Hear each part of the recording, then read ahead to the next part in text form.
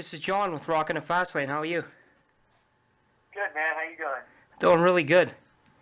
Hey, to start out this interview, I just want to say I'm a huge fan, man, and it's really a pleasure to speak to you. Awesome. That's great to hear, man. Shit.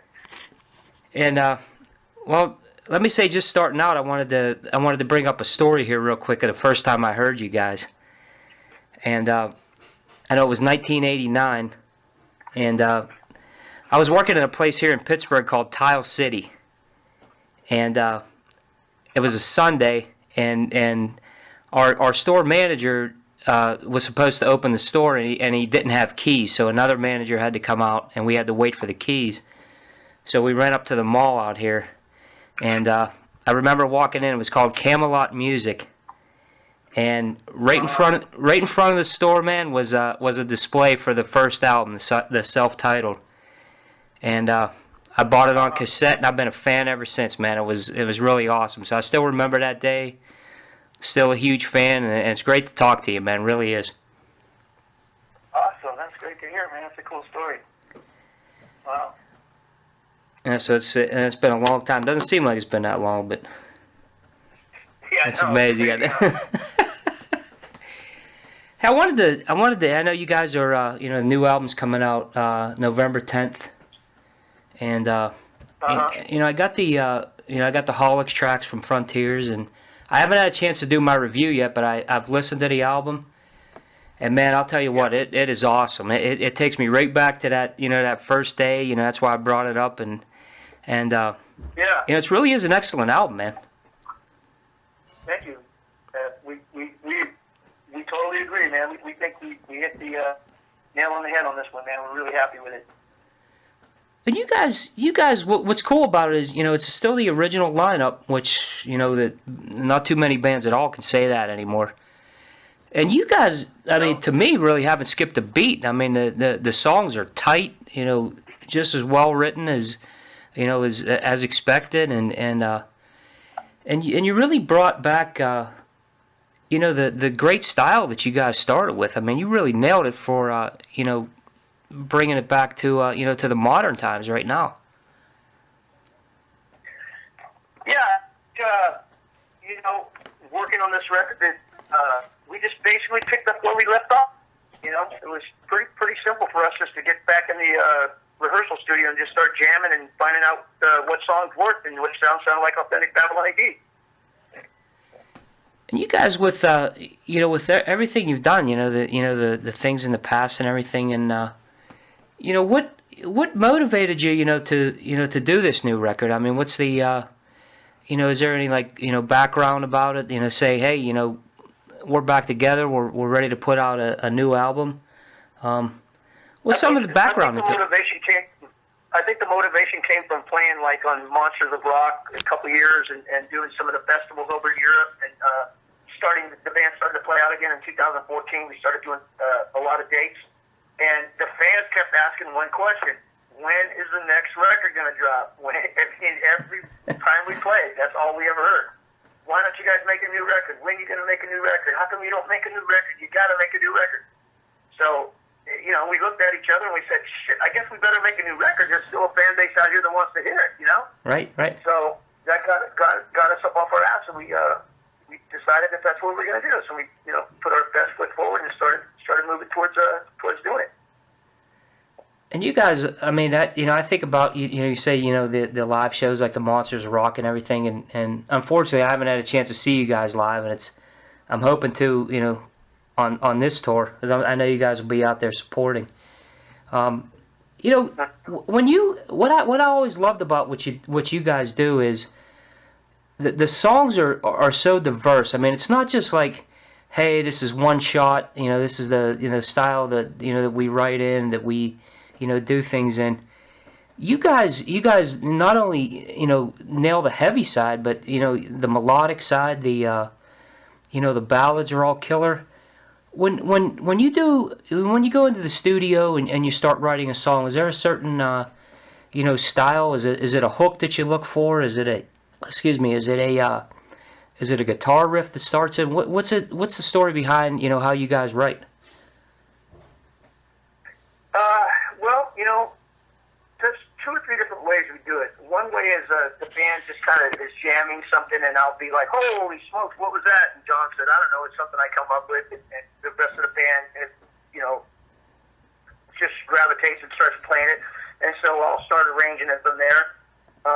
And other ways is like Ron or John will send me the snips, bits and pieces of just like maybe guitar riffs, like Crash and Burn was like that. Like, the Crash and Burn main riff was just a riff that Ron had.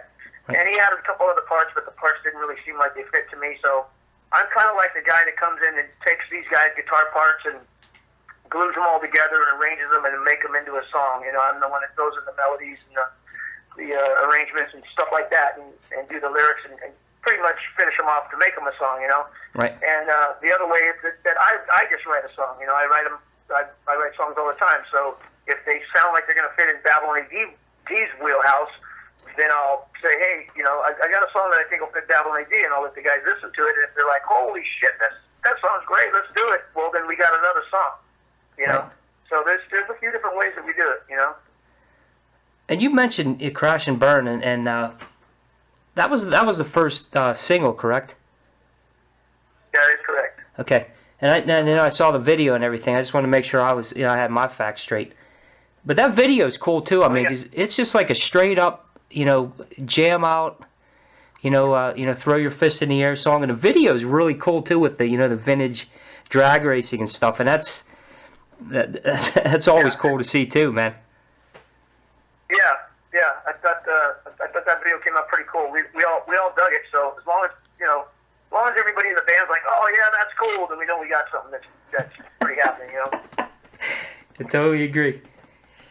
And with the new album, I always say that I tie back to the classics and everything, and and everybody knows all the great songs that you guys had, Bango the Bells, and Kid Goes Wild, and and all that.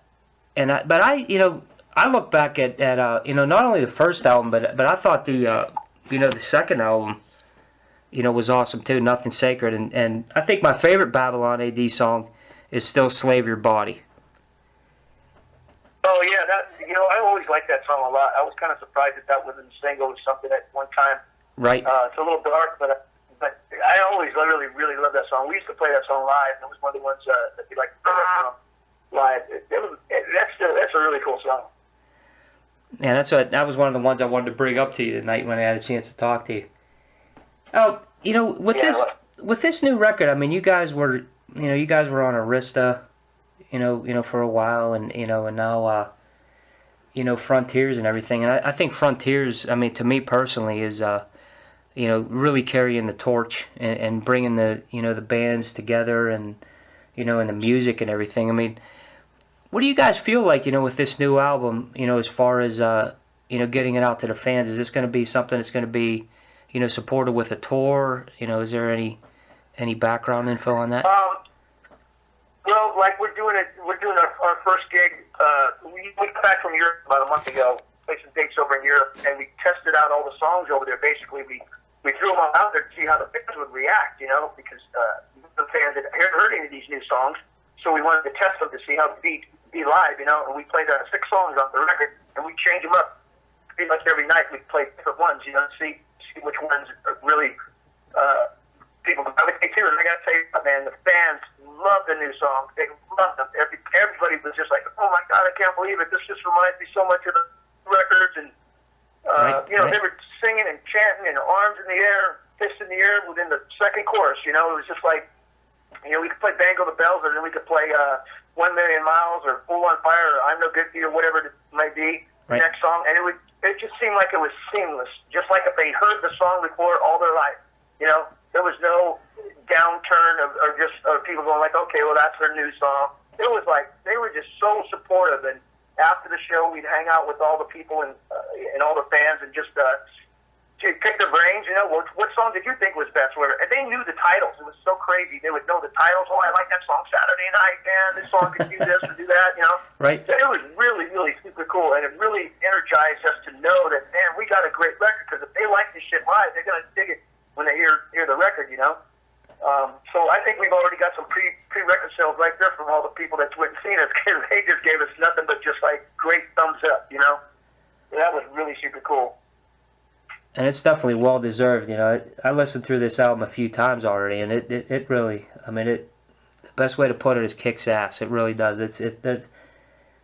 There's you know, every song that I look at on here, I mean, I think of and my favorite is Tears. That song, man, the first time I heard it, it's amazing. You know, that's pretty strange because you're about the third person I've talked to did an interview with today that said that. Right. And that song, we've had that song for a long, long time, you know. We made a demo tape of it years ago, and that was just one of the songs that we started rehearsing playing, you know, and out of about 20 songs, we said, you know what, Tears still sounds good. It still sounds relevant. It still sounds like it's a Babylon A.D, and it still sounds like it could fit today, you know. So we played it for a few people, you know. Right.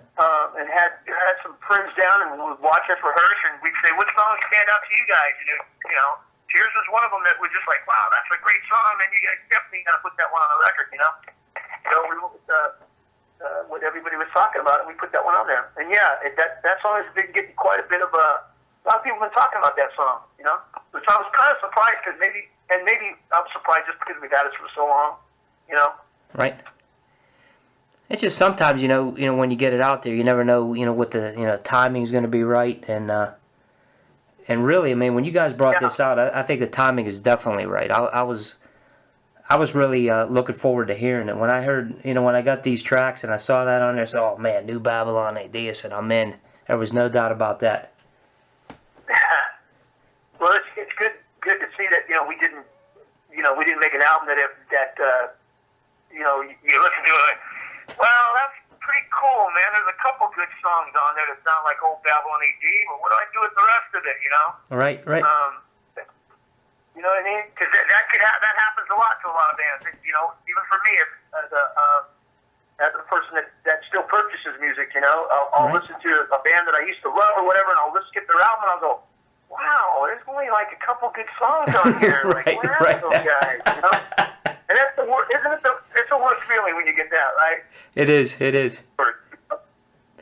like having your hometown football team, you know, and all of a sudden they get a quarterback that's supposed to be great, and the guy's just a flop. You're like, oh shit. Yeah, exactly. For now, you know?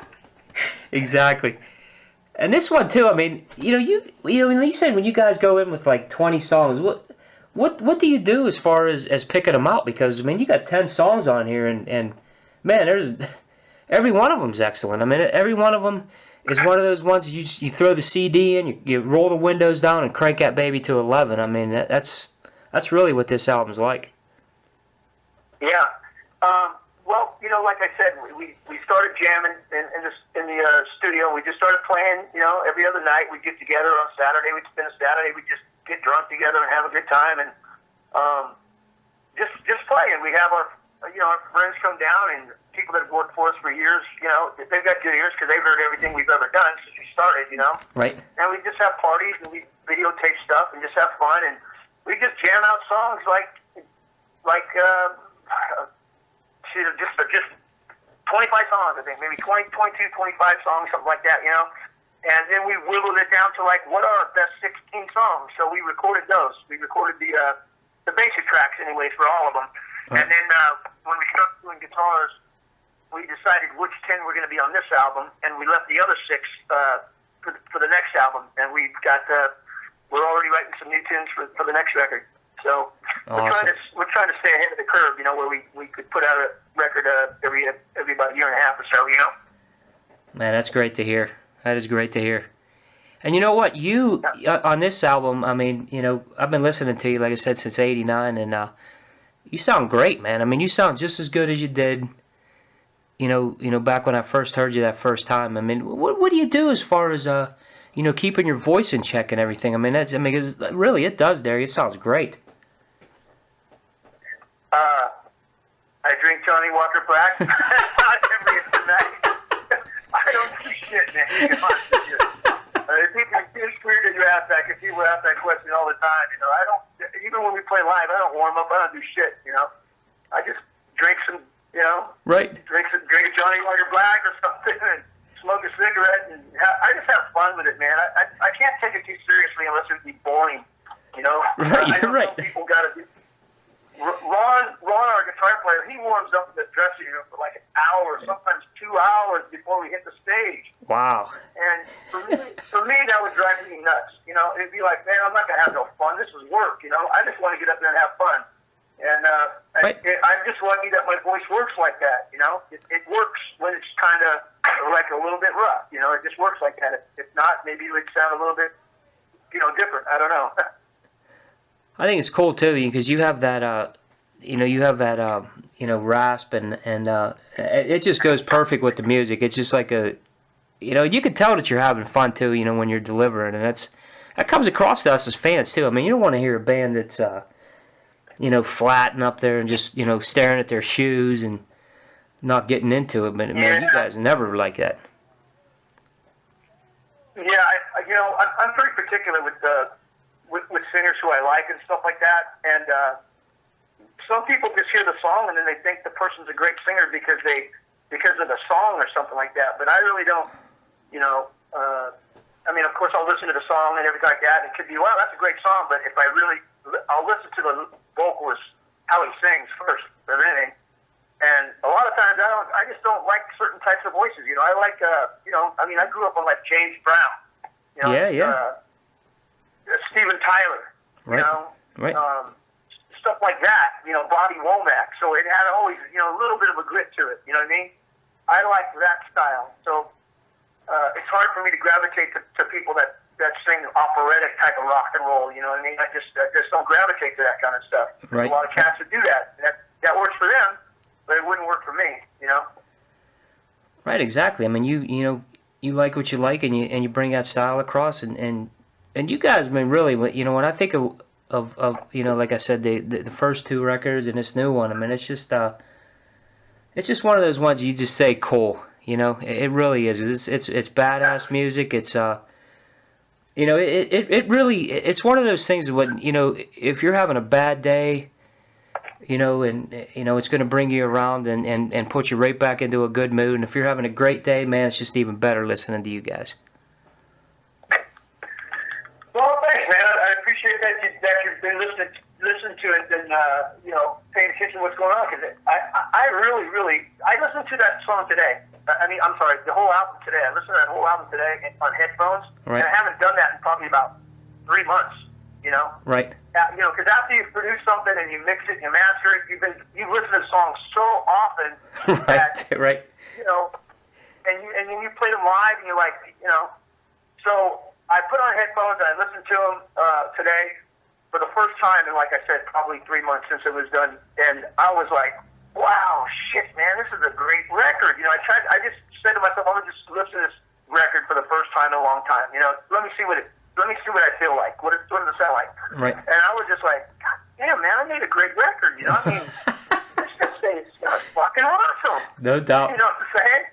No doubt. And I played it I played it against a couple other bands after I was done. I said, let me see if I'm just like believing this and not really know what the fuck I'm talking about. And I put on a couple other bands that are contemporaries right now that got records out, and I went, holy shit, yeah, we did make a good record compared to that one. You know what I mean? Yep, no doubt. So. No doubt. And you on this one, I know you did the production and you mixed and mastered everything. What is that like for you as a not as a vocalist, a songwriter, and everything to handle those duties as well? I mean, do you approach your your recording differently, your songwriting differently, knowing that you're going to be producing it as well? Well, I think that's my strongest trait. I mean, the biggest compliment I ever got in my entire life was when I knew, like, hey, you know what, I probably do got some pretty good ears, We were working on our second album, and we were working with Tom Werman, and he's produced everybody, Cheap Trick, right. Produced Motley Crue's Girls, Girls, Girls. So right. When we got him to produce our record, it was like having a childhood fantasy, like, holy shit, I can't believe it. Tom Werman wants to work with us because he really dug our songs, he dug our sound, Right, right. So So here I am in the studio with Tom Werman, you know, and I'm thinking, this is the guy that I always wanted to work with my whole life. It's like some kind of weird dream you're in, you know what I mean? Right, right. So I'm working with him, and I'm sitting with him just about every day, you know, helping him, not really helping him, but, you know, going through the record with him. And I guess after a while you could tell that, you know, I'm kind of like the driver behind the band. Okay, hey, Ron, get in here, play your guitar part, or whatever, this kind of thing, you know? Right.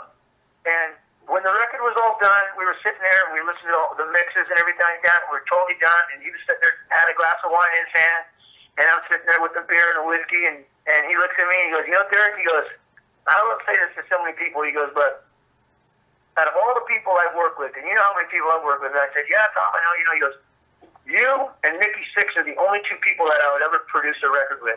Wow. And I went, I was like blown away, man. I was like, really, Tom? And he goes, absolutely, man. I'd produce a record with you anytime. And I was like, holy shit. That's great, man. I mean, it just made me feel like on top of the world, you know what I mean? That's a hell of a compliment. After that, it kind of gave me the validation that, you know, that I did have the ears that I thought I had, and I could see music the way I thought it, and arrange music and write music, you know, like I'd always wanted, because he wouldn't be saying that if he didn't believe that, you know, that I had the chops, you know what I mean? There's no doubt about it, and if you listen to, you know, the whole way through this album, I mean, any song, it sounds huge. It sounds live. It sounds heavy. You know, it's got all the melody. You know, you did a hell of a job, man. I try to get up to that as best I can, you know. What do you guys have? And you know, at the same time, I try not to make every single song sound exactly produced the same either. You know what I mean? Right. Some songs I'd use smaller reverbs and smaller rooms on and things like that. Some songs I'd use a short delay. Some songs I wouldn't use no delay, you know, or a chorus or a certain effect. You know, I try to treat each song as its own kind of like moving little movie picture. You know what I mean? But at the same time, you got to have some kind of glue that glues it together. And I think that's just the band's sound, the way we sound together, playing as a unit. You know what I mean?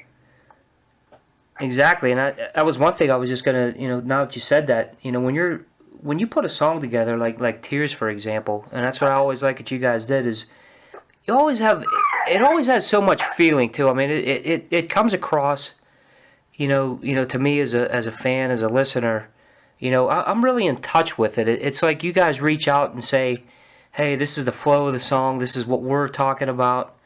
You guys have you know, you as a songwriter, you know, you have that, you know, that quality, and the music comes across, you know, to me anyway as a fan. I think that's something really special.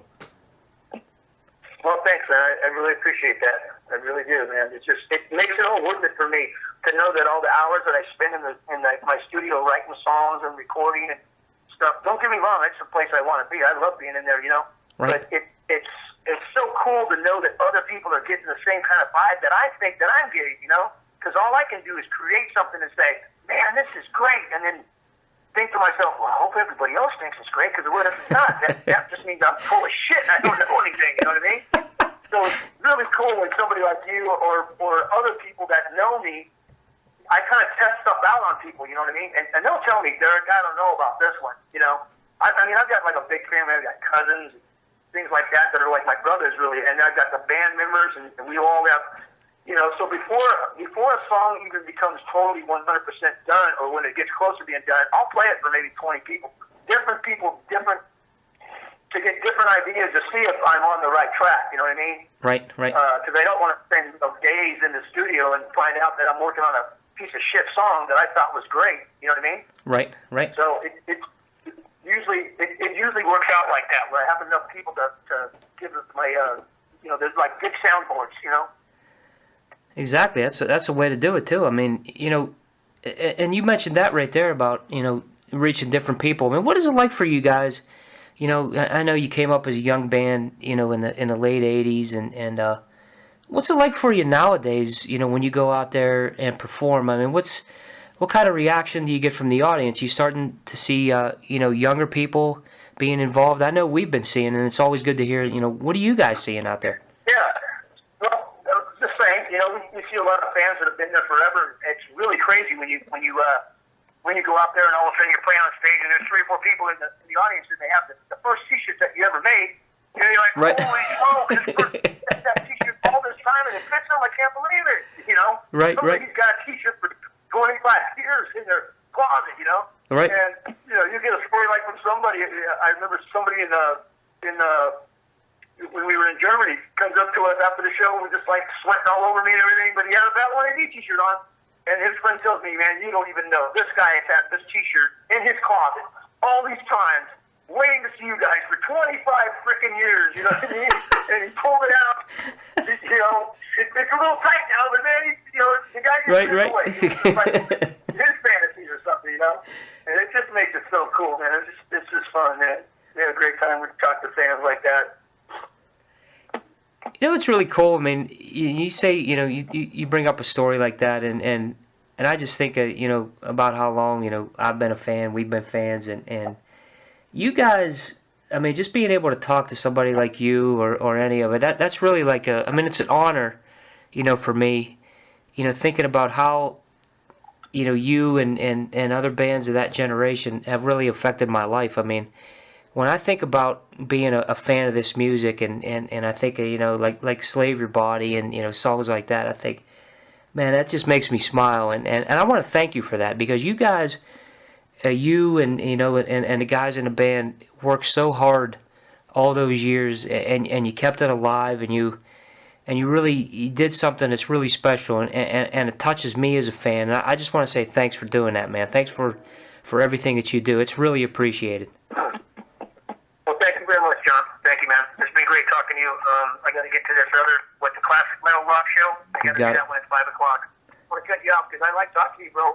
We can talk about a lot of shit. I can tell you some funny stories. So maybe plan on doing another interview in another 3 months or something like that. You got it, man. It sounds good. It sounds good. Hey, Derek, thanks for talking to us, man, and I wish you guys the best, man. Keep on rocking. Thank you, man. Spread the word. Spread the word. Babylon A.D's back. You better believe it. Thanks, Okay, Derek. sir. We'll see you, man. Bye. Bye-bye.